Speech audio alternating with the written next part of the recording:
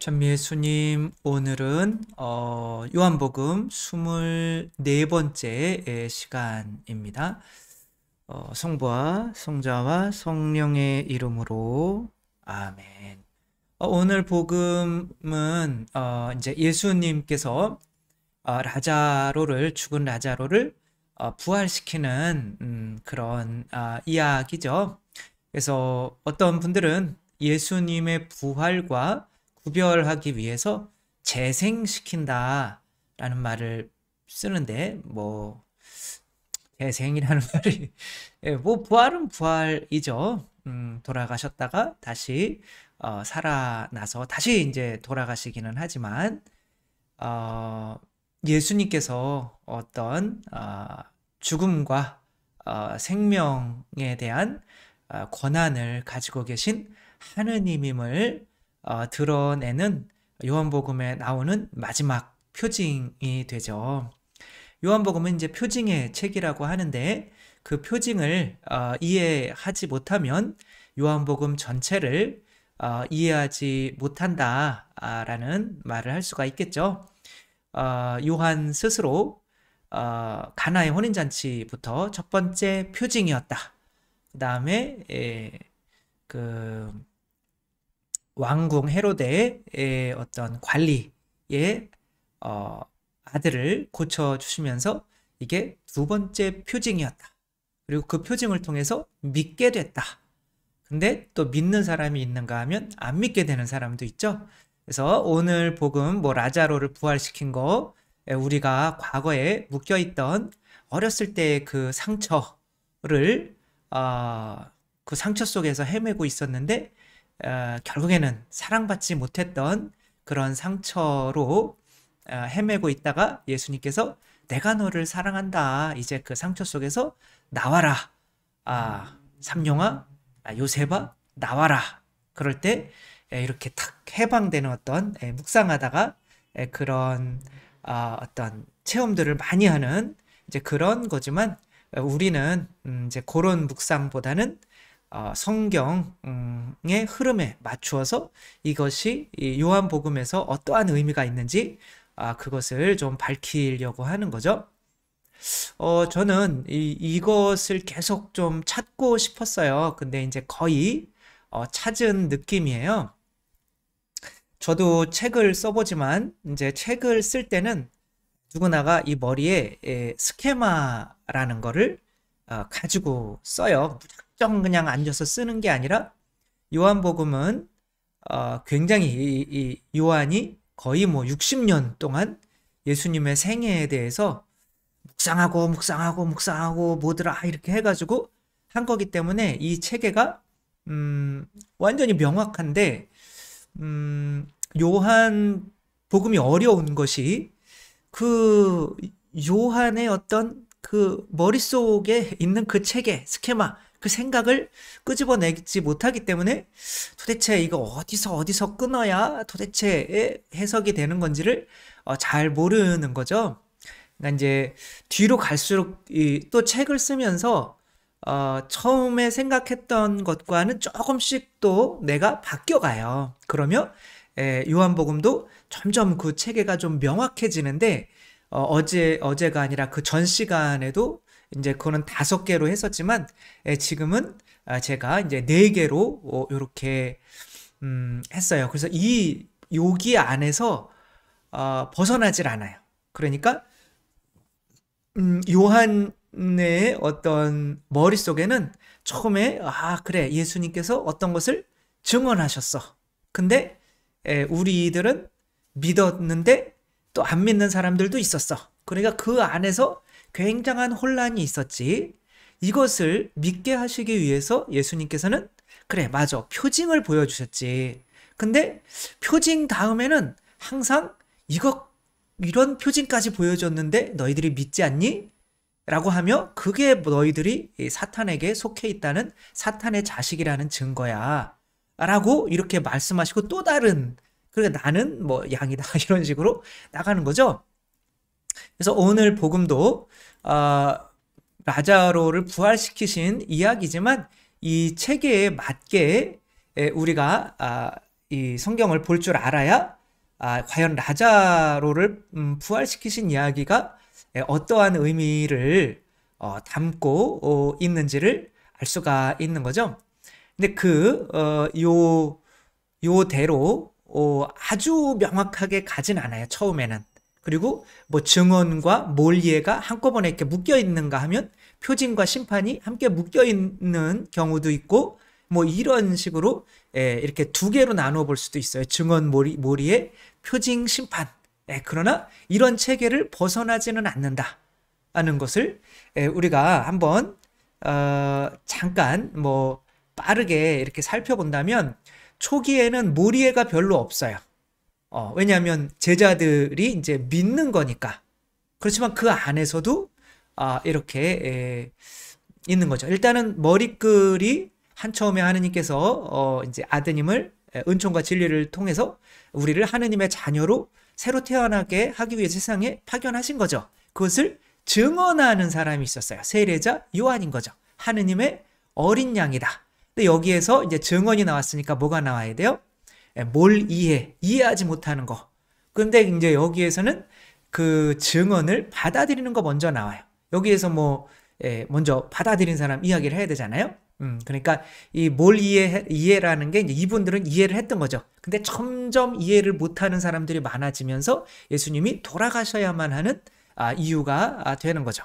그래서 이 사람들은 이렇게 받아들이고, 특별히 이제 나타나엘이라고 하는 사람이 표징이 있었지만 나자렛에서 무슨 좋은 게 나올 수 있겠냐, 여기에서 약간은 제자이기는 하지만 이해하지 못하는 어떤 이런 모습을 보여주시죠. 그러니까 표징, 몰이해 다음에는 아니라 증언, 몰이해 다음에는 뭐가 나와야겠어요? 그 다음에는 표징이 나와야겠죠. 그래서 첫 번째 표징이 나오는 거죠. 카나의 혼인잔치에서 이렇게 표징이 나오고, 그 가나의 혼인잔치의 그 표징을 통해서 제자들이 믿었다, 이렇게 나와요. 그러니까 이제 믿지 못하게 되는 이유는 이제 그래서 표징을 보고도 믿지 못하는 어떤 이런 사람들을 심판해야 될 거 아니에요.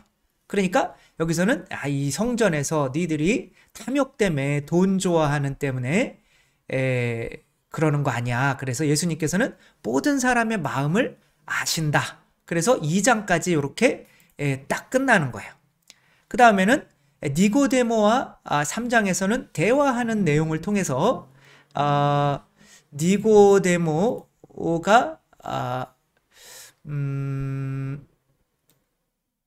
잠깐만요. 이렇게 좀 크게 한 다음에 니고데모와 대화하는 내용을 통해서 이 증언을 하시는 거죠. 당신이 모세 뱀처럼 높이 들어 올려져야 되고, 이제 그렇게 그리고 이제 나가 세상에 빛으로 왔다. 그런데 이제 빛을 좋아하지 않기 때문에 빛을 좋아하는 사람 나한테 오고 아니면은 어둠으로 간다. 이제 요것을 또 증언하는 세례자 요한 이야기가 나와야 되죠. 그렇죠? 그러니까 세례자 요한의 이야기가 이렇게 나오고, 그 다음에는 이제 그 증언을 또 여기서는 받아들이는 사람, 사마리아 여인과 또 그 동네 이야기가 이렇게 나오는 거죠. 그리고 그 받아들인 이들은 하느님 안에서 이제 어떤 여기서 또 제자들이 또 제대로 못 받아들이는, 아니 어떻게 사마리아 여인에게 복음을 전할 수 있지? 아직은 제자들이 이런 모습이 또 조금 보이죠. 그리고 이제 그러니까 이렇게 증언을 하고 받아들이든지 안 받아들이든지 여기서 뭘 이해가 조금 있죠. 그 다음에는 이제 표징이 나오는 거죠. 왕실 관리를 살리는 이 표징. 그러니까 표징은 어떻게 일어나느냐면 가나의 혼인잔치도 마찬가지지만 어떤 믿는 이가 반드시 존재해야 돼요. 여기서는 왕실 관리가 믿음을 증언한 거죠.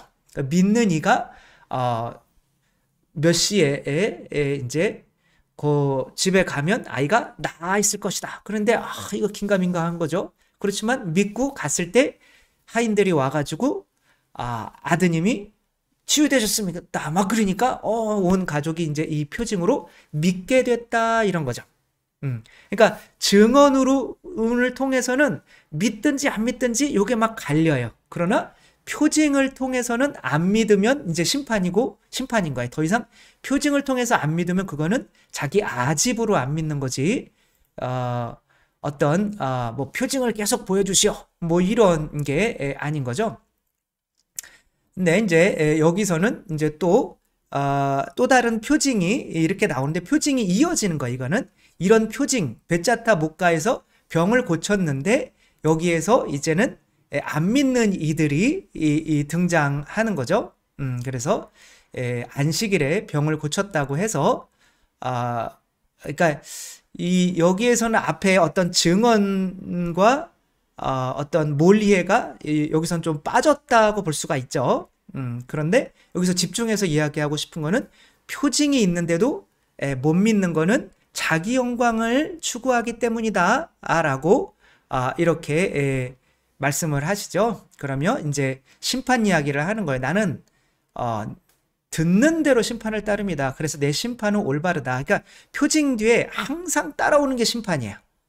표징 자체가 심판이라는 거죠. 그래서 나를 믿게 하는 증언들이 엄청나게 많다.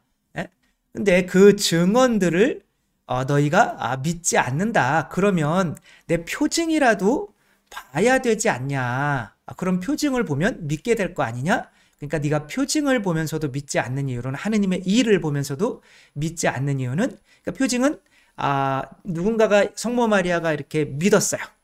가나의 혼인잔치에서 예수님께서 물을 포도주로 만들어줄 것을 믿으셨어요.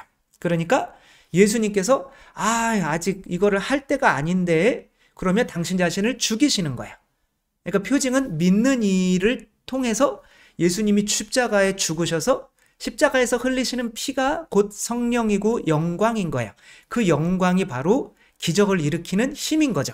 그러니까 너희가 믿으면 하느님의 영광을 보리라 라고 오늘 복음에 마르타에게 이야기를 해주시는데 바로 그런 이야기인 거죠. 아무튼 또 새롭게 당신이 이제 생명의 빵이다 라는 거를 증언해주는 이야기가 나오죠. 여기서 또 물 위를 걷는 표징이 이 안에 들어가시기도 하는 거죠. 그러니까 근데 여기는 전체적인 생명의 빵 이야기로 계속 나오는 거예요. 이게 생명의 빵이다 라고 이제 설명을 해주시는 거죠. 그 생명의 빵이라는 건 바로 하느님, 당신이 하느님이다. 물 위를 걷는 하느님이다 라고 하는데 이제 사람들이 이해하지 못하고 말씀이 이렇게 어려워서야 뭘 이해 그리고 이제 이렇게 떠나가죠. 그렇게 떠나가고 예수님의 형제들도 믿지 않아요. 그런데 그 생명의 빵이라는 것이 어떤 효과를 주는지 이 초막절을 통해서 이렇게 알려주시고 계속 그런 뭘 이해, 저분이 그리스도인가 아닌가 라고 하고 그 뭘 이해가 이제는 예수님을 죽이려고 하는 것까지 점점 심화되어 가는 거죠. 가면 갈수록. 그리고 예수님께서 계속 나는 생명의 물이다. 목마른 이는 나에게 와서 마셔라. 라고 하니까 계속 여러 가지 이분이 예언자인가 아닌가? 이런 여러 가지 생각들이 드는 거죠.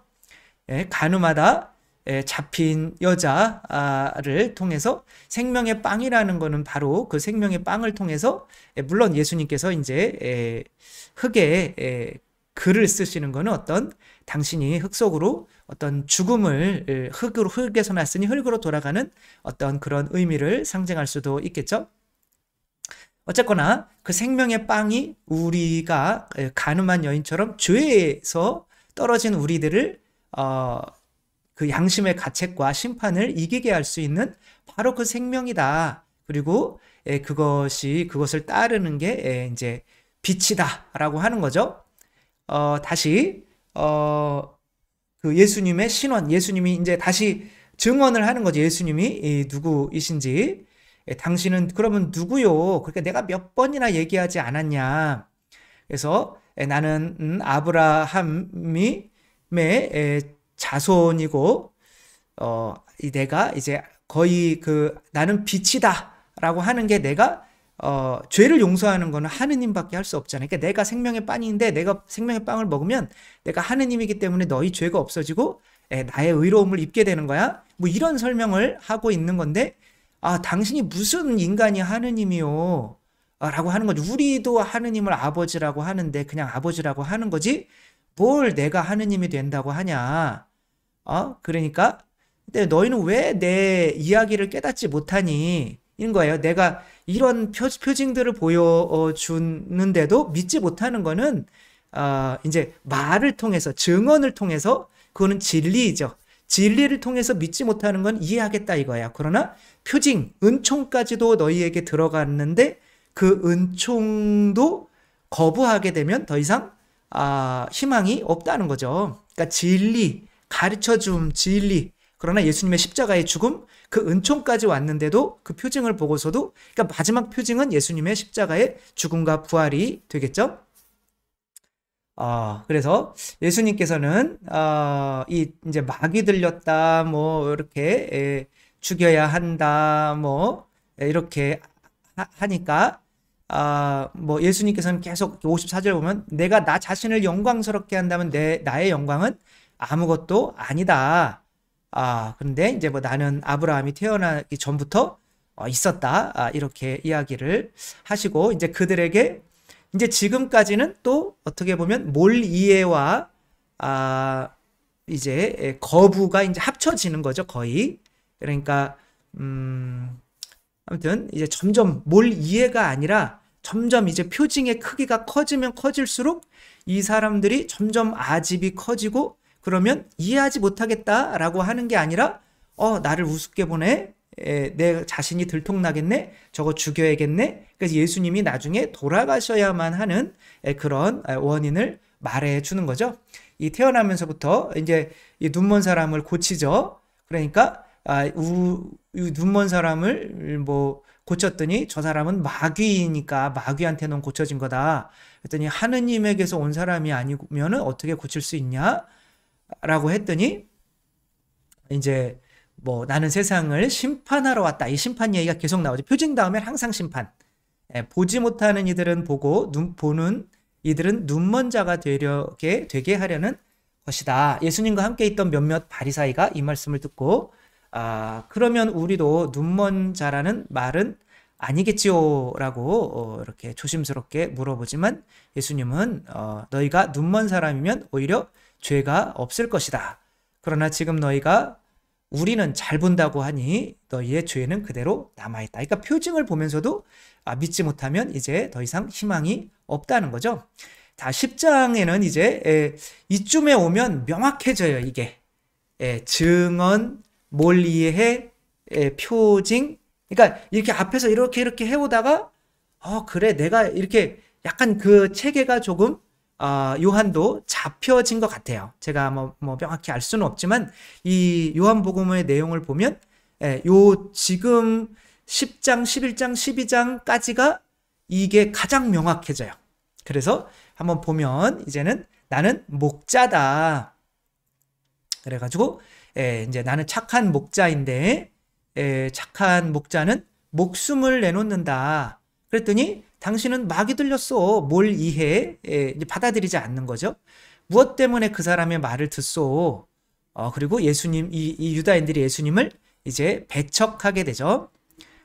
그래서 너희들이 내 말을 안 듣는 거는 표징을 못 받기 때문이 아니라 너희들이 사탄의 자식이기 내 양이 아니기 때문에 그렇다는 거죠. 그래서 여기서 아버지와 나는 하나다. 이게 중요한 말이죠. 아버지와 나는 하나다. 이게 이제 어떤 증언인 거죠. 내 아버지와 나는 하나다. 당신의 신원, 당신의 정체성. 그러니까 우리가 예수님이 하느님이라는 거를 믿으면 구원받는 거죠. 그런데 그러면 하느님이 하느님을 죽여서 양식으로 우리에게 주는 거잖아요. 그러면 그 살과 피를 먹고 마시면 영원히 사는 거죠. 왜? 내 안에 하느님이 들어와 있다는 믿음으로 내 안에 내가 새로운 정체성, 곧 나도 하느님이구나 라는 정체성이 생기니까. 근데 내가 하느님으로 그분을 하느님으로 믿지 않으면 성체를 영해도 계속 이거는 밀떡이지 나를 하느님으로 만들 수가 없는 거죠. 그래서 아버지와 나는 하나다라는 말을 또 이제 증언을 해주시는 거죠. 그런 게 이제 돌을 던지려고 하는 거죠. 근데 너희 율법에 내가 이르건대 너희는 신이다라고 기록되어 있지 않냐. 폐기될 수 없는 성경에서 하느님의 말씀을 받은 이들을 신이라 하였는데 아버지께서 거룩하게 하시어 이 세상에 보내신 내가 나는 하느님의 아들이다 하였다 해서, 그러니까 하느님의 아들이라는 게 뭐예요? 바로 하느님이다, 하느님과 하나다, 그런 뜻이라는 거죠. 그럼 내가 그리스도와 하나다라고 얘기하려면 나도 하느님이다라고 이야기해야 되는데 그렇게 얘기하는데도 왜 당신은 하느님을 모독하고 있어 라고 말하느냐라고 하는 거예요. 내가 아버지의 일들을 하고 있지 않다면, 이게 뭐야? 아버지의 일들, 바로 표징인 거죠. 내가 아버지의 일들을 하고 있지 않다면, 그러니까 나를 믿지 않더라도 그 일들은, 그 표징, 그게 인간의 힘으로 일어날 수 있는 일이 아닌 것은 좀 믿어줘라 라고 하는 거죠. 고정원 씨가 있죠. 유영철에 의해서 온 가족이 정말 무참히 살해를 당했죠. 이제 고정원 씨는, 그러니까 어떤 그 유영철에 의해서 살해를 당한 이제 많은 대부분의 가족은 그 유영철이 미워서 자살을 하거나 알코올 중독이나 여러 가지 안 좋은 그런 상황으로 온 가족이 더 안 좋게 되잖아요. 근데 왜냐면 용서를 할 수가 없으니까 어떻게 그런 인간을 용서를 하냐. 근데 고정원 씨는 했잖아요. 기도를 통해서 내가 기도하면 하느님이 그 힘을 주시면 그게 하느님의 성령이죠. 영광이죠. 그 성령이고 영광은 예수 그리스도의 십자가의 죽음을 통해서 우리에게 오는 거죠. 그래서 그 영광 그거를 통해서 내가 그 사람을 용서할 수 있었자는 거예요. 그러니까 누군가가 이렇게 용서를 했는데 한 사람이 없었다면 너희는 원수까지 사랑해라. 이 증언만으로는 그래 우리가 어떻게 라고 할 수 있지만 분명히 그 표징이 있잖아. 근데 너희는 왜 안 하려고 하니? 그것은 너희들이 못 믿는 것이 아니라 계속 미워하고 싶어서 그러는 거야. 그러니까 미움의 자식이기 때문에 내가 미움을 선택했기 때문에 표징을 안 믿는 거지. 그렇기 때문에 표징 자체가 나타나면 이제는 그거 자체가 하느님의 양과 아닌 것이 심판이 된다. 이런 거죠. 그래서 요한은 표징을 하나도 일으키지 않았지만 요한은 증언하는 사람이잖아요. 근데 그가 저분에 관하여 한 말은 모두 사실이었다라고 이제 예수님을 믿게 된 거죠. 그러니까 지금까지는 어떤 증언과 혼란, 몰이해에 대한 내용인 거고, 그러면은 뭐가 나와야겠어요? 하느님이, 당신이 하느님이시고 목자시라고 하는 어떤 표징이 이제 또 나와야겠죠. 그 표징이 바로 라자로 이야기가 되는 거죠. 그리고 이제 그 표징이 나왔으면 이제 심판이 나오겠죠. 그쵸? 그래서 이제 또 12장 우리가 할 거를 보면 똑같은 어떤 형식으로 돼 있어요. 어떤 증언, 예수님께 돌아가셔야 되는 어떤 증언, 그 다음에 그 몰이해가 이제는 이제 죽이기로 결심을 하는 거죠. 그 다음에는 어떤 표징, 예루살렘에 입성할 때에 어떤 그런 표징이 나타나고, 또 이제 사람의 아들이 이제 들려줘야 되는데 유다인들은 불신해서 이제 안 믿게 되고, 예수님께서는 이제 그들을 심판하는 것으로 이렇게 끝나는 거예요. 그렇죠? 그거는 다음 주에 보기로 하고, 큰일 났네요. 이미 다 말해버려가지고 또 뭐가 있겠죠. 그래서 일단은 이제 본문을 보면서 이야기를 나누도록 하겠습니다. 어떤 이가 병을 앓고 있었는데 그는 마리아와 그의 언니 마르타가 사는 베타니아 마을의 라자로였다. 이거 조금 여기서부터 시작을 해야 될 것 같아요. 요르단강 건너편으로 가시다. 이제 몰이해를 통해서 거부당하셔서 이제는 요르단강 건너편에 가신 거예요. 그래서 예수님께서는 다시 요르단강 건너편 요한이 전에 세례를 주던 곳으로 물러가셔 그곳에서 머무르셨다. 요한이 전에 세례를 주던 곳이다라고 하는 것은 어떤 요한이 세례를 주는 것은 어떤 증언이잖아요. 그런 증언을 하는 거고 어떤 뭐 그런 거죠. 그리고 세례자 요한 자체가 어떤 표징이죠. 근데 요한은 표징을 하나도 일으키지 않았지만 그가 저번에 관하여 한 말은 모두 사실이었다.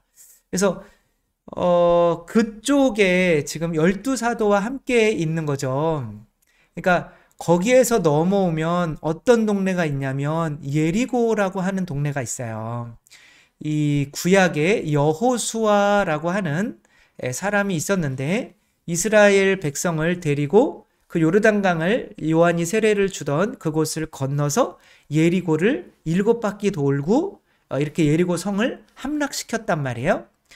요한은 아마도 이것을 지금 안 믿으려고 하는 사람들을 마지막 표징으로 이제는 표징의 강도가 점점 물을 포도주로 만드는 것부터 시작해서 그거는 뭐 모르는 사람 모르잖아요. 근데 이제 점점점 표징이 이제 세지는 거죠. 유다인들은 안 믿을 결심을 해가지고 계속 더 큰 표징을 요구하죠. 하늘에서 내려오는 표징을 보여달라. 예수님께서 죽은 사람을 살리신 경우가 3번 있죠. 야이로의 딸을 살리시고 그 다음에 나인의 과부를 살리시고 또 오늘 이제 죽은 라자로를 이렇게 살리시는데 그들은 죽은 지 얼마 안 되는 사람이었어요. 야이로의 딸은 이제 지금 갓 죽은 거고 이제 장사 지내는 때 나인의라는 동네에 이제 과부의 아들을 고쳐주신 거고, 근데 이들에게 이제 마지막 하늘의 표징이라고 하는 거는 예수님께서 보여주시려고 하는 거는 내가 착한 목자다. 목자는 생명을 바친다. 그 표징이라고 하는 거 안에는 예수님이 죽으셔야 한다는 그 내용이 들어가 있죠. 누군가의 믿음으로 예수님이 죽어서 나오는 게 표징인 거거든요. 그러니까 누군가가 살려면 누군가는 죽어야 되는 거죠. 그러니까 예수님께서 그렇게 죽으셔서 표징이 되시는데 이것이 초롱성 같이 안 믿던 그런 많은 사람들의 어떤 그 마음을 무너뜨리고 많은 이들이 믿게 된 거죠. 근데 이런 큰 표징을 통해서 이제 나흘이 됐다고 그러거든요. 그러니까 이스라엘 어떤 관습이 아니라 이스라엘 사람들은 보통 3일 정도면 영혼이 죽으면 육체 주위에 있다가 3일 동안 있다가 사흘째는 떠난다. 그게 몸이 이제 더 이상 다시 들어와 봐야 부패가 돼 있기 때문에 사흘 이상은 이제 거기에 이제 더 이상 희망이 없기 때문에 이제 떠나버리는 거죠. 근데 그래서 굳이 4일을 기다려야 되는 거예요. 유태인들, 그러니까 4일 좀 있다가 읽겠지만 나흘이나 되었습니다. 이미 냄새가 납니다. 라고 하는 거는 썩고 있다는 거예요. 그래서 이미 썩어가는, 죽어서 썩은 사람을 다시 살려야만 진짜 하느님이라고 할 수가 있는 거죠. 그 전에는 없던 눈을 그래도 만들어 주셨어요. 창조를. 그런데 이제는 완전히 몸이 죽어서 생명까지도 없는 그 생명을 새롭게 창조해 주시는 창조자이심을 여기서 이렇게 보여주는 거죠. 이거보다 더 큰 표징은 있죠. 당신 자신이 죽으셨다가 부활하시는 거예요. 그거 하나 남는 거죠, 이제는. 그래서 예수님께서 다른 복음에서는 내가 보여줄 수 있는 표징은 요나의 표징밖에 없다. 또 요한복음 앞에서는 나를 죽여라. 내가 사흘 만에 다시 이 성전을 세우겠다. 라고 하시면 당신이 성전이라고 하시며 사흘 만에 부활할 것을 말씀을 하시죠.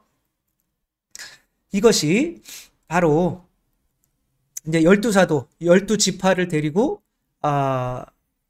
그 요르단강 건너편에 있다가 요르단강을 건너와서 이 예리고의 초롱성을 무너뜨린 것과 같이 이제 그러한 효과를 분명히 낸다라고 하는 어떤 의미가 있지 않나. 뭐 사흘 뒤에 뭐 이런 얘기가 거의 이렇게 맞춰보면 비슷해요. 이런 것처럼. 그러니까 요한복음을 뭐 제가 저도 뭐 완전히 뭐 시간상 다 이렇게 맞출 수는 없지만 거의 탈출기와 이렇게 맞추면, 제가 말하는 탈출기는 여호수아까지 포함하는 그 내용인 거죠. 맞추면 뭐 정말 그러니까 그거를 재해석하는 어떤 그런 의미로 쓰고 있는 거니까, 이렇게 요르단강 건너편 동쪽에서부터 이렇게 오는 그런 걸 상상하시면 되겠고요. 마리아는 주님께 향유를 붓고 자기 머리카락으로 그분을 닦아드린 여자인데, 그의 오빠 라자로가 병을 앓고 있었던 것이다. 이 어떤 분들은 이 12장에 마리아가 예수님의 머리로 예수님의 발을 향유로 닦아드리는 내용이 나와요. 근데 여기에서는 이미 과거형을 쓰고 있어요. 앞에서. 그래서 저는 그 하느님의 사람이신 그리스도의 시에서처럼 예수님 가늠하다 잡힌 여자는 거기에서는 마리아가 아니에요. 근데 그 예수님에게 바리사이 집에 초대를 받았을 때 향유를 가지고 와서 머리로 예수님의 발을 닦아줬던 공관복음에 나오는 그 여인은 하느님이셔 사람이신 그리스도의 시에서는 바로 마리아 막달레나인 거죠. 그리고 여기서 이 베타니아의 마리아가 마리아 막달레냐냐 이 성경만 보면 모르지만 거기에서는 이제 그렇게 나오는 거죠. 뭐 그게 믿거나 안 믿거나 아무튼 상관은 없지만, 왜 느닷없이 과거형으로 그 요한복음에 나오지도 않는 이 발 씻겨졌다는 거는 공관복음에만 나오거든요. 그리고 지금 또 머리로 발을 씻겨주는 거는 그 다음 장에 나와요. 근데 여기서는 이미 병을 앓고 있는 그 라자로 지금 병을 죽진 않았어요. 그런데 이미 발을 씻겨졌다는 과거형을 쓰고 있어요. 그러니까 그 시간상으로는 그 이미 이 요한복음 맨 마지막에 쓰여졌기 때문에 공관복음을 다 사람들이 알고 있었단 말이에요. 근데 그 여자가 그 여자다라고 분명히 말할 수가 있다고 볼 수가 있죠. 그래서 그 자매가 예수님께 사람을 보내요. 주님께서 사랑하시는 이가 병을 앓고 있습니다. 아직 죽지는 않은 거죠. 그러니까 예수님께서 그 말을 이제 그 요르단강 건너편에서 들으신 거죠. 베타니아는 예루살렘 가까운 곳이고, 거기는 이제 뭐 말로도 거의 하루 정도를 가야만 하는 그런 거리에 있었던 거죠. 그래서 예수님께서 그는 그 병은 죽을 병이 아니라 오히려 하느님의 영광을 위한 것이다. 그 병으로 말미암아 하느님의 아들의 영광스럽게 될 것이다. 그러니까 이제 그 태생소경을 고쳐주실 때도 저 눈이 저렇게 된 것은 저 사람 탓입니까? 아니면 누구 탓입니까? 이렇게 얘기할 때 그것은 하느님의 일이 드러나기 위해서 그런 거다. 이거 똑같은 말인 거죠. 하느님의 일, 그게 뭐예요? 바로 당신의 영광을 드러내는 거죠. 그 영광은 어떻게 드러나죠? 예수님의 십자가상 죽음을 통해서 드러나죠. 그게 바로 피인 거죠. 그의 예수님의 피를 통해서 뭐가 오시는 거예요? 성령이 오시는 거죠. 이것은 제 얘기가 아니라 바로 성령께서는 예수님의 어떤 옆구리에서 나온 피와 물, 그거를 통해서 그 성령이 그 세례성사도 되고, 이제 뭐 견진성사, 성체성사도 그 옆구리에서 나온 그 피가 그 성령의 힘으로 새로운 어떤 성사를 통해서 새로운 하와가 아담의 옆구리에서 갈비뼈로 하와가 태어난 것처럼, 그리스도의 옆구리에서 그 피와 물, 그 성령을 통해서 그 성사를 통해서 새로운 하와 교회가 탄생한다라고 하는 거는 교리예요. 그러니까 예수님이 돌아가셔서 이렇게 성령이 오신다, 그 영광이 오신다 라고 해서 신고하거나 그러지 마시고, 이제 아무튼 그렇다 라고 하는 거죠. 그러니까 내가 어떤 하느님의 영광, 성령은 사랑이잖아요. 우리 아이가 차에 막 치이려고 그래요. 근데 그 아이는 그거를 피할 수 있는 능력이 없어요. 근데 그 엄마가는 그 아이를 밀고 자기가 깔릴 수밖에 없어요. 만약에 아이를 살리려면. 근데 성령은 사랑이시고 힘이잖아요. 근데 동시에 내가 죽어야 돼요. 그래서 저 아이를 살리면서 내가 차에 깔려서 죽는 것이, 그렇게 드러나는 것이 바로 하느님의 성품, 사랑, 피, 성령, 힘, 뭐 이런 거죠. 그렇게 이해를 하시면 좋을 것 같고요. 그래서 하느님의 영광이 드러나기 위한 거다. 그러니까 이제 이미 살리기로 작정을 하신 거죠. 그래서 예수님께서는 마르타와 그 여동생 라자로를 사랑하셨는데, 라자로가 병을 앓고 있다는 말을 들으시고도 계시던 곳에 이틀을 더 머무르셨다는 거죠. 왜냐하면 4일을 채워야 되니까.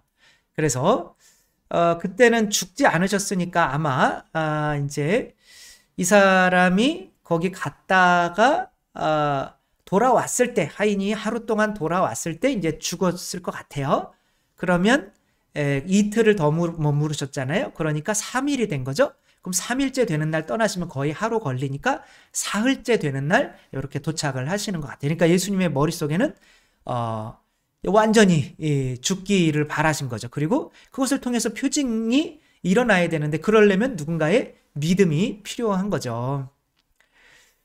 그래서 바로 얼마 전에 유다인들이 스승님께 돌을 던지려 하였는데 다시 그리로 가십니까? 라고 했더니 이제 당신이 이제 증언을, 또 당신 자신이 빛이라는 거를 증언을 하셔야죠. 낮은 12시간이나 되지 않느냐. 사람이 낮에 걸어다니면 이 세상의 빛을 보므로 어디에 걸려 넘어지지 않는다. 그러나 밤에 걸어다니면 그 사람 안에 빛이 없으므로 걸려 넘어진다. 그러니까 당신이 빛이라고 하시는 것이고요. 그들을 돌을 던지려고 했던 그들 사람들 안에는 이제 빛이 없는 거죠. 우리 친구 라자로가 잠들었다. 가서 그를 깨우겠다. 그러니까 예수님은 항상 상징적으로 말씀을 하시죠. 주님, 그가 잠들었다면 곧 일어나겠지요? 라고 답답하게 대답을 하죠. 그러니까 라자로가 죽었다고 하셨는데 그들은 잠을 잔다고 말씀하시는 것으로 생각했다. 죽은 이들의 장사는 죽은 이들에게 맡기고 너는 가서 복음을 전해라. 이거는 장사 지내느라고 참 생명이신 그리스도께서 오셨는데 그리스도를 따르지 않고 복음을 전하지 않고 그 장사를 지내는 사람들을 예수님은 죽은 사람들이라고 이렇게 얘기한 거죠. 예수님은 육체를 보시는 것이 아니라 영혼을 보시는 거죠. 따라서 라자로는 육체적으로는 죽었지만 예수님 눈에는 살아있는 거죠. 그러니까 나를 믿는 사람은 죽더라도 살겠고 살아서 나를 믿는 이는 영원히 죽지 않으리라 라고 하는 것은 육체를 두고 하시는 말씀이 아니라 영혼을 두고 하시는 말씀이라는 것을 우리는 여기에서 알 수가 있겠죠. 그래서 근데 이제 이 영광을 주는 것은 바로 당신의 죽음을, 항상 표징은 당신의 죽음을 의미한다 라고 하는 거죠. 그래서 내가 거기에 없음으로 너희가 믿게 될 터이니, 이게 표징이 이제 믿음을 주는 거죠. 나는 너희 때문에 기쁘다. 이제 라자로에게 가자. 이런 말씀을 했는데 쌍둥이라고 불리는 디디모스라고 불리는 토마스가 동료 제자들에게 우리도 스승님과 함께 죽으러 갑시다. 그러니까 스승님이 죽으러 가는 걸 아는 거죠. 아는 게 아니라 이제 이래끼리 한 건데, 이것을 여기 넣은 것은 그런 표징은, 성령의 힘은, 하느님의 영광은 바로 독사, 바로 이것은 예수 그리스도의 죽음으로 온다는 것, 또 그 제자들은 그 죽음을 따르는 삶을 살아야 된다는 것을 의미하는 거죠. 그러니까 예수님께서 이제 가서 보시니 라자로가 무덤에 묻힌 지 벌써 나흘이나 지나 있었다. 베타니아는 예루살렘에서 15스타디온쯤 되는 가까운 곳이어서 많은 유다인들이 마르타와 마리아를 그 오빠일 때문에 위로하러 와 있었다. 이 라자로는 어마어마하게 큰 부자였어요. 그 베타니아가 거의 라자로 거였어요.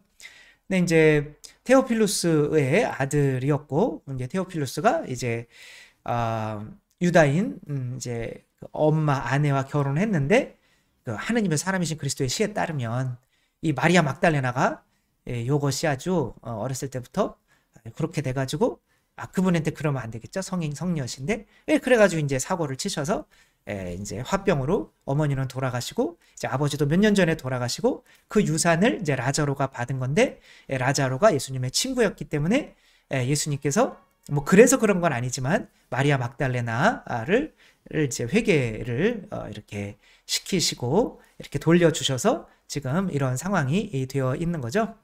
마르타는 원래 착한 자매님이었고, 그러나 이제 믿음이 증가하는 거는 마르타보다 마리아가 훨씬 빠르게 증가하는 거죠. 그래서 여기서도 마르타는 약간 조금 모자란 믿음, 마리아는 좀 완전한 믿음, 이렇게 나와 있죠. 그래서 굳이 앞에서 예수님 향유로 머리로, 그러니까 그게 자기 영광을 버린 거죠. 그쵸?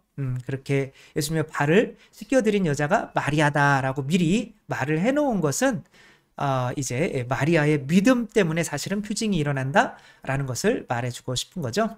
그러니까 첫 번째 표징에서는 성모 마리아, 마지막 표징에서는 막달라, 그러니까 베타니아의 마리아를 통해서 표징이 일어나는 거죠. 그래서 많은 유다인이 이제 그 돈 많은 아주 그런 사람이었기 때문에 많은 유다인들이 이제 있었죠. 그리고 예수님께서 어떤 표징을, 큰 표징을 보여주신다고 그랬기 때문에 진짜 오시나 안 오시나 이런 것도 조사하러 오고, 예수님 이제 보이면 신고해서 이제 죽이려고 하는 거죠. 근데 예수님은 이렇게 오셔가지고, 근데 이제 마리아는 그냥 집에 앉아 있었고, 마리아가 이제 먼 길까지 나와요. 워낙 집이 크니까 정원이 이제 동네인 거죠. 그래서 마리아가 집에 그냥 앉아 있었고, 주님께서 여기 계셨더라면 제 오빠가 죽지 않았을 것입니다. 그러나 하느님께서는 주님께 청하시는 것은 무엇이나 들어주신다는 것을 저는 지금도 알고 있습니다. 그랬더니 예수님께서 네 오빠는 다시 살아날 것이다 하시니, 이제 지금 살아날 수 있다는 믿음은 없는 거죠. 마지막 부활 때 오빠가 다시 살아나려는 것을 알고 있습니다. 빨리 좀 오시지, 뭐 하시는 겁니까? 약간 뭐 이런 뉘앙스가 있죠. 그러자 예수님께서 그에게 이르셨다. 나는 부활이요 생명이다. 근데 이게 아까랑 이어져야 된다는 거죠. 나는 착한 목자다. 나는 만약에 사꾼이었다면 이런 상황에서 내 목숨 내놓으면서 이 라자로를 살리러, 한 마리 잃어버린 양을 살리러 오지 않았을 거다. 그러나 나는 착한 목자이기 때문에 양들을 위해서 내 목숨을 내놓는다. 그리고 내가 이 죽은 사람을 살릴 수 있기 때문에 나는 착한 목자이기도 하지만 하느님과 하나이고 하느님이다 라고 이 표징을 말씀을 하시려고 하는 거죠. 따라서 나는 부활이요 생명이다. 나를 믿는 사람은 죽더라도 살고 또 살아서 나를 믿는 사람은 영원히 죽지 않을 것이다. 너는 이것을 믿느냐? 라고 했더니 아니요 라고 대답하면 안 되는 거잖아요. 마르타가 예 주님, 저는 주님께서 이 세상에 오시기로 되어 있는 메시아이시며 하느님의 아드님이심을 믿습니다. 근데 이 메시아이시며 아드님을 믿지만 부활이요 생명이고 죽더라도 살고 그런 하느님이라고 하는 어떤 거기까지는 오지 않은 거죠. 그래서 이렇게 말하고 나서 예수님은 딱 거기에 머물러요. 그래, 네 믿음은 여기까지. 제가 볼 땐 그런 거죠. 안 그랬으면 더 가까이 왔겠죠. 부활시키시러. 그러니까 믿음이 있어야 표징이 일어난다는 거죠. 성모 마리아가 그만큼 믿음이 있었기 때문에 가나의 표징이 일어났다는 거죠. 마르타는 돌아가 동생을 불러 스승께서 오셨는데 너를 부르신다. 너의 믿음 제발 내가 거기까지 가서 표징을 일으킬 수 있는 믿음을 좀 보여다오 라고 하는 거죠. 근데 이 자매들은 짜증나 죽겠어요. 우리 가장 친한 친구라고 했으면서 왜 이렇게 고통받으면서 우리 오빠를 죽게 했나요? 라고 이제 그 하느님이신 사람이신 그리스도의 시에서는 자꾸 이걸 이게 성경도 아닌데 이걸 이해하려면 진짜 정신이 없었어요. 마리아는 라자로가 이제 죽기 전에 약간 머리가까지 이제 안 좋은 게 막 들어와가지고 잠꿈결에 너 때문에 엄마도 돌아가셨고 지금 내가 세상 사람들한테 얼굴도 못 내밀 정도로 네가 창녀짓 하고 다니니까 뭐 이렇게 됐어 막 그러며 이제 그것 때문에 그러고 오빠가 죽은 게 너무 마음이 아파가지고 그냥 너무 정신이 없는 울고만 있는 거예요. 그러니까 예수님이 온 줄 알았으면 바로 튀어나갔을 텐데 그러질 못했던 거예요. 슬픔에 너무 잠겨 있는 거죠. 그러나 믿음은 마르타보다 낫다는 거죠. 예수님은 더 믿음 있는 사람을 찾으시는 거죠. 그래서 이 30절 보면 예수님께서는 마을로 들어가지 않으시고 마르타가 당신을 맞으러 나왔던 곳에 그냥 계셨다라고 하는 게 바로 어떤 표징을 일으키려면 그곳에 합당한 믿음을 가진 사람이 있어야 된다.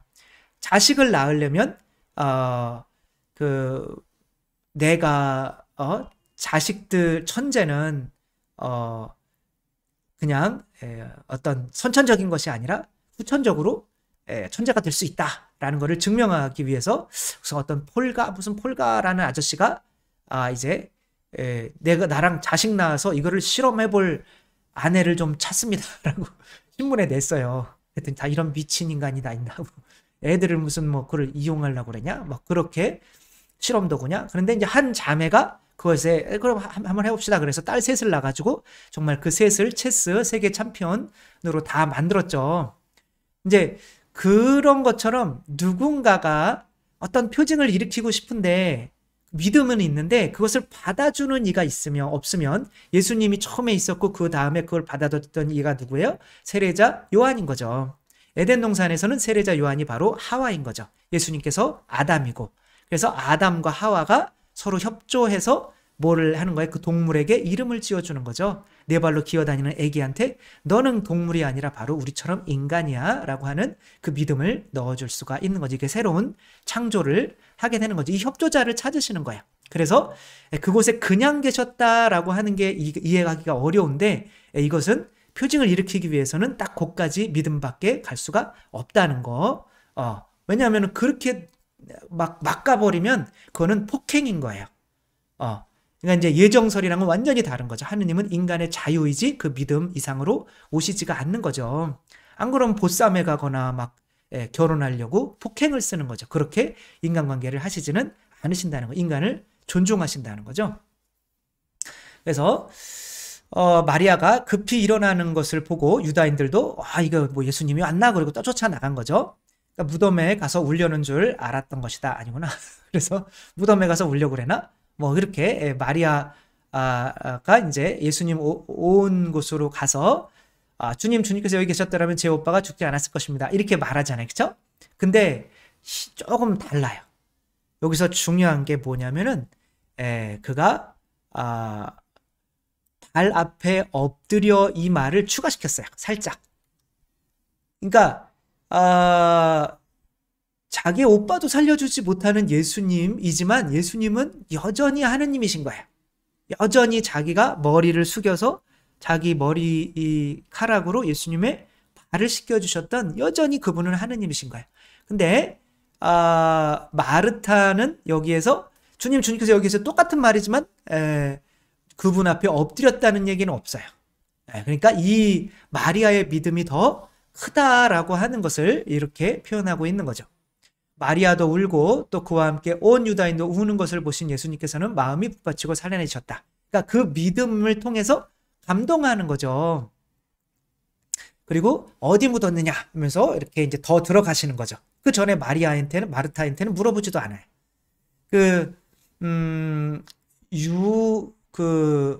요셉 이야기가 있잖아요. 구약의 요셉은 어떤 능력을 가지고 있어요. 그리고 이들 11명인 거죠. 베냐민까지. 이 11명의 이 형제들이, 베냐민은 아니었지만 이 10명의 형들이 자기를 팔아넘겼잖아요. 이집트로. 근데 이제 이들을 좀 구해주고 싶어요. 그렇지만 이들이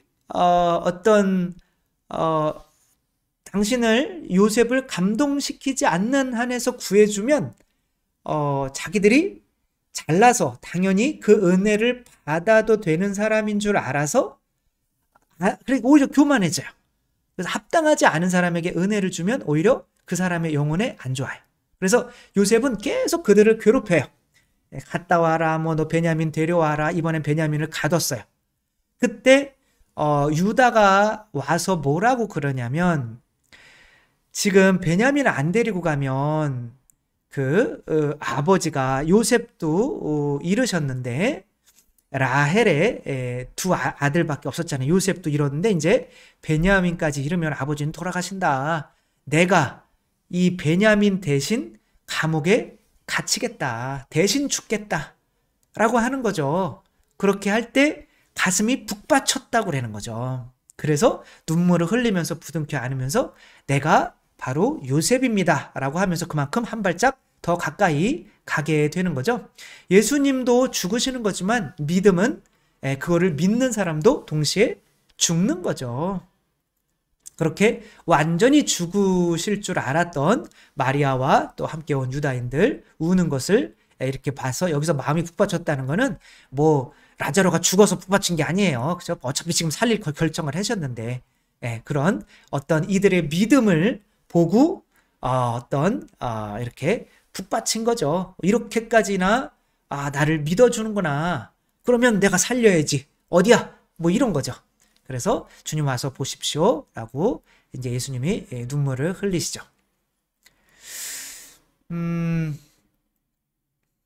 근데 이제 예루살렘을 보면서도 눈물 흘리신 적이 있죠. 내가 너희들 얼마나 모으려고 했는데 너희들은 믿지 않았다. 그러며 이제 멸망을 심판을 이야기하시는 거죠. 그때는 보시오 저분이 라자로를 얼마나 사랑하셨는지 하고 말했고 어떤 사람들 또 여기에서도 계속 요한은 이런 걸 집어넣어요.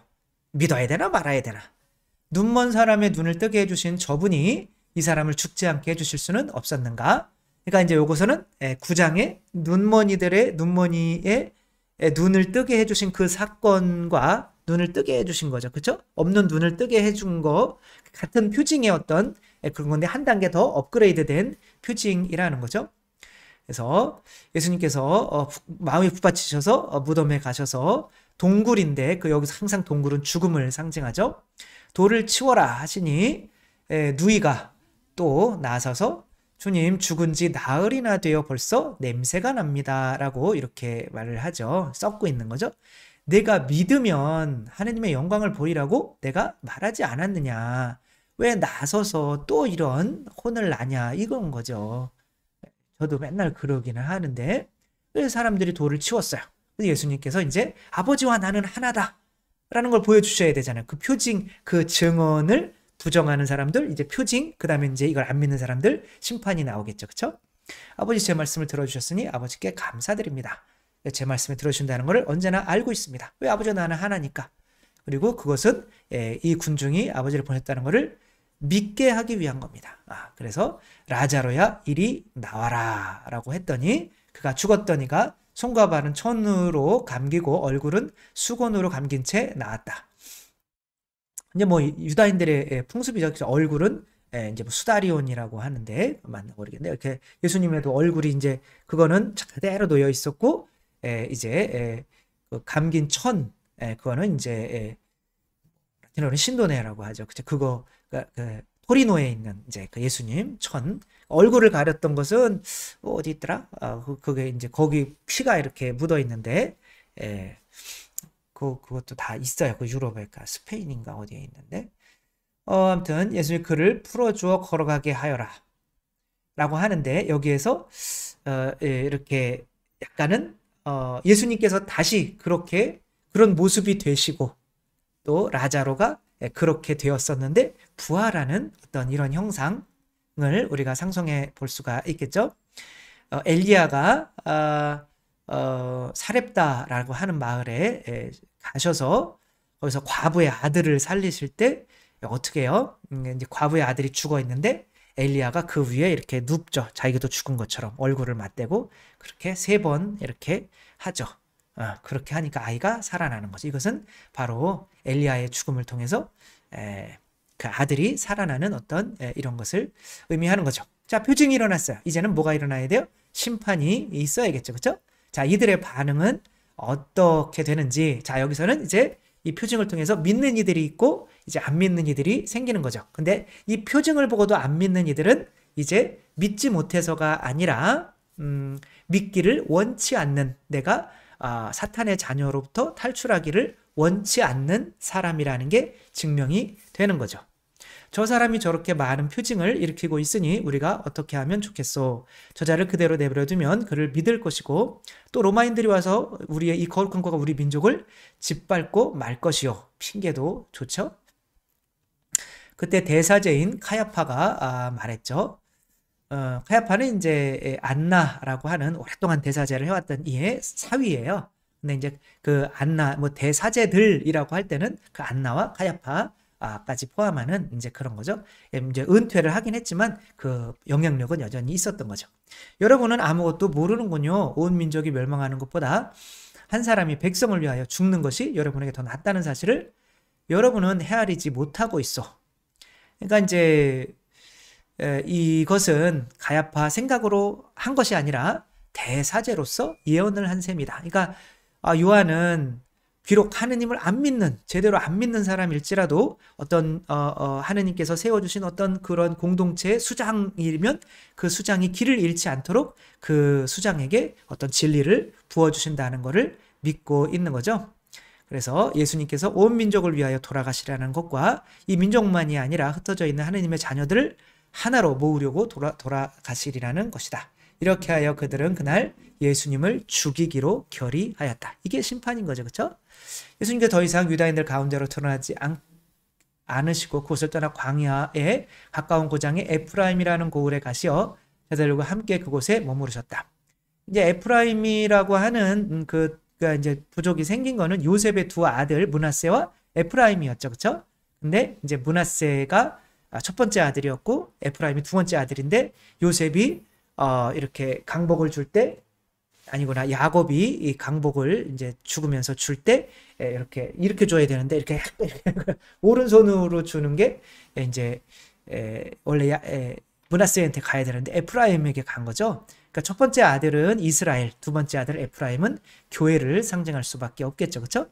유다인들과 이제 이렇게 교회가 갈라지게 되는 거죠. 그래서 그곳에 가시어 제자들과 함께 당신의 표징을 보고 믿는 이들과 함께 머무르시는 거죠. 이게 심판인 거죠. 유다인들이 이제 그런 거죠. 깜깜한 밤에 오징어 잡이 배가 이렇게 딱 빛으로 딱 해버리면 이제 갈라지잖아요. 그렇죠? 그 빛 표징인 거죠. 나는 빛이다. 표징이 그건 이제 빛을 좋아하는 오징어들은 이제 그 빛을 향해서 나아가고 나머지는 더 어둠을 향해서 나아가고 이렇게 심판이 이루어지는 것을 볼 수가 있겠죠. 그래서 예수님의 십자가의 그 표징을 보면서도 믿지 않으면 더 이상 희망이 없다라고 하는 거에 결국에는 거기로 이제 나아가려고 하는 거죠. 유다인들의 파스카 축제가 가까워지자 많은 사람이 자신을 정결하게 하려고 파스카 축제 전에 시골에서 예루살렘으로 올라갔다. 그들은 예수님을 찾다가 성전 안에 모여 서서 또 말하였다. 다시 이제 뭐 이렇게 몰리해 뭐 그런 거죠. 여러분은 어떻게 생각하시오? 그가 축제를 지내러 오지 않겠소? 수석 사제들과 바리사이들은 예수님을 붙잡으려고 누구든지 예수님이 계신 곳을 알면 신고하라는 명령을 내려 두었다. 이제 죽음이 임박해 오신 거죠. 네, 예수님께서 라자로를 살리시는 어쩌면 뭐 그냥 7개의 표징으로만 보자면 마지막 표징이고 실제로는 뭐 어떤 큰 기적이 안 일어났어도 저는 그 가나안 여인이 그렇게 변하잖아요. 그렇죠? 저는 그것도 하나의 표징이라고 보거든요. 그렇게 뭐 5 남자랑 살고 지금 사는 여자도 남자도 실제 남편이 아니고 내가 참 남편이다 라고 하는 어떤 참 신랑으로서의 표징이 될 수가 있는 거죠. 어떤 기적은 아니지만 그렇게 변하는 것도 예수님께 십자가에 못 박혀 돌아가시고 부활하시는 것도 이 요한복음에서는 이제 보여줄 수 있는 가장 완전한 마지막 표징이 되는 거죠. 그래서 그냥 뭐 기적이라고 하는 것은 우리가 이제 어떤 특이한 현상 뭐 그런 것일 수 있지만 요한이 말하려고 하는 이 표징은 바로 우리에게 어떤 믿음을 줄 수 있는 어떤 누군가의 믿음을 통해서 하느님의 영광이 드러나게 해서 그 영광을 봄으로써 사람들이 믿게 만드는 어떤 그러한 사건을 모두 표징이라고 할 수가 있고 그런 표징을 보고도 믿지 않는다라고 하는 것은 요한복음은 반드시 그 뒤에 표징 뒤에는 반드시 심판 이야기가 나온다라고 하는 거. 그래서 우리들은 믿음으로 또 구원 받으려고 하는 우리들 이 세상에 정말 많은 표징들이 있죠. 일예로 얼마 전에 또 들은 거지만 그 안산에 뭐 전에 제가 꾸르실료 할 때 회장님의 또 뭐 그 어떤 총회장님이 이제 따님이 이제 물에 세 분이 빠져서 이제 돌아가셨는데 이제 두 분이 한 분은 이제 돌아가시고 한 분은 이제 조금 살 수 있고 한 분은 이제 그 따님은 거의 이제 죽었는데 이제 지금 영안실에 넣지 마라. 그리고 이제 뭐 본당 신자들이 다 와서 밤새 기도했는데 몸이 그래도 괜찮았던 그분은 돌아가시고 요 자매님은 다시 살아나셔서 그렇게 거의 뇌사 상태에 뭐 그랬는데 멀쩡하게 지금 잘 살고 있죠. 그러니까 그게 표징이죠. 어떠한 표징들은 우리 주위에서 너무나 많이 일어나고 있어요. 근데 우리는 눈을 딱 감고 그런 표징을 안 봐요. 그러면서 또 표징을 좀 더 큰 표징 보여달란 말이야. 라고 하는 거지만 실제로는 죄인들이 회개하고 그런 일들이 일어나고 하는 것은 너무나 많고 특별히 우리 앞에 2000년 전에 돌아가셔서 떤 분이 지금까지도 이렇게 많은 사람들이 믿고 있고 그분을 따르고 있는 것 자체가 교회 자체가 바로 하나의 큰 표징인 거죠.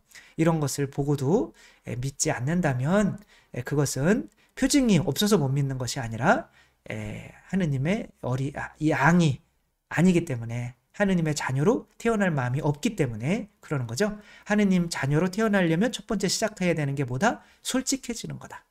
거짓말하지 않는 거다. 그래서 그래야 표징을 볼 수가 있는 거죠. 그래서 네가 무화과 나무 아래에 있는 것을 보았다고 내가 나를 믿느냐? 그러면 앞으로 더 큰 표징을 보게 될 거다. 근데 그에게는 거짓이 없다라고 하잖아요. 요한복음은 그렇게 시작을 하는 거죠.